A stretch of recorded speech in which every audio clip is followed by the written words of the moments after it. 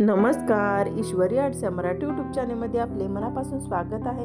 ईश्वरी arts या Marathi YouTube चॅनलवर आपण आरी वर्कचे बेसिक क्लास घेण्यास सुरुवात केलेली आहे। आजचा हा क्लासचा 34वा दिवस आहे। आपण अशा प्रकारचे वेगवेगळ्या आकाराचे मणी कसे स्टिच करायचे हे पाहिलेले आहेत। आपण अशा प्रकारे वेगवेगळे आकार काढून मणी कसे स्टिच करायचे हे सुद्धा पाहिलेले आहे। तुम्ही असे आकार काढून मणी स्टिच करायचा भरपूर सराव करून घ्यायचा आहे। त्यामध्ये आपण साध्या धाग्याने चेन स्टिच कशी घालायची हे सुद्धा आपण पाहिलेले आहे। तुम्ही मणी असे वर्क करताना साधा धागा सुद्धा वापरू शकता।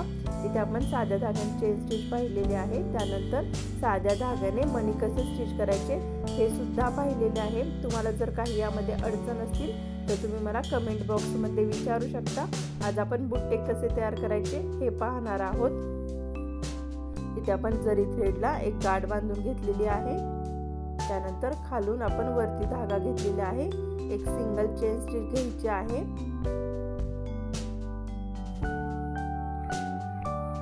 सुईमध्ये आपण एक मोठा मणी घेतलेला आहे। त्या मण्यांच्याच अगदी जवळ एक चेन स्टिच, त्यानंतर अगदी जवळ एक चेन स्टिच, अशा दोन चेन स्टिच घेतलेले आहेत।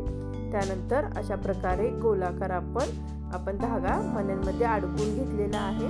तुम्ही इथे गाठ सुद्धा बांधू शकता। त्यानंतर आपण दुसरा बुट्टा पाहूयात।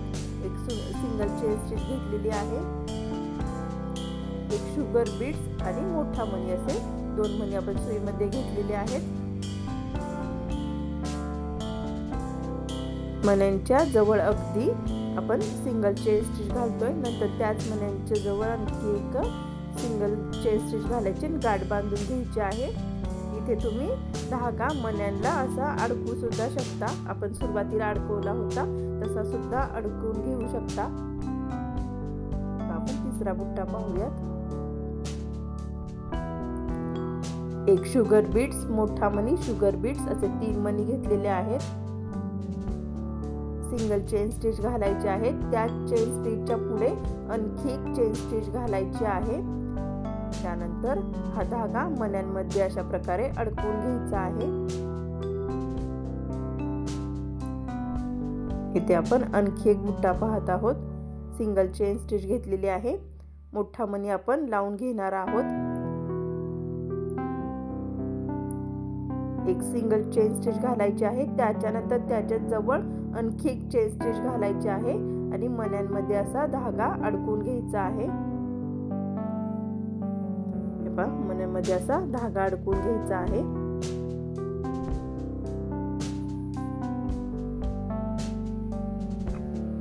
त्यानंतर या बाजूने धागा वरती काढून घ्यायचा आहे। आपण इथे गोलाकार असे मणी लावून घेणार आहोत। एक एक मणी इथे आपण मोठे मणी लावत आहोत, त्यामुळे एक एक मणी स्टिच करायचा आहे। मण्यांची साईज कशी ओळखायची हे सुद्धा मी तुम्हाला मागील व्हिडिओ मध्ये दाखवलेले आहे। तुम्ही तिथे जाऊन पाहू शकता। इथे आपण फुलाचा बुट्टा पाहत आहोत, गोलाकार।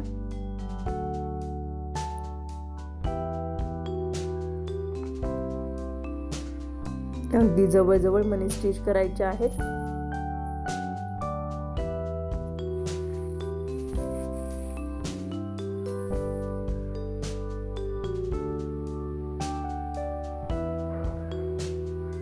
इथे आपण शेवटचा एक मणी स्टिच करून घेणार आहोत।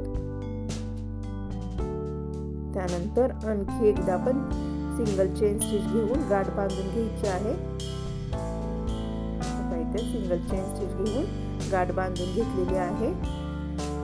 आज आपण अशा प्रकारे 4 प्रकारचे बुट्टे पाहिलेले आहेत। तुम्हाला जर काही अडचण असतील तर तुम्ही मला विचारू शकता। अशा प्रकारच्या बुट्ट्याचा भरपूर सराव करून घ्यायचा आहे। व्हिडिओ आवडल्यास लाईक करा। चॅनलवर नवीन असाल तर सबस्क्राईब करा। बेल आयकॉन प्रेस करायला विसरू नका। धन्यवाद।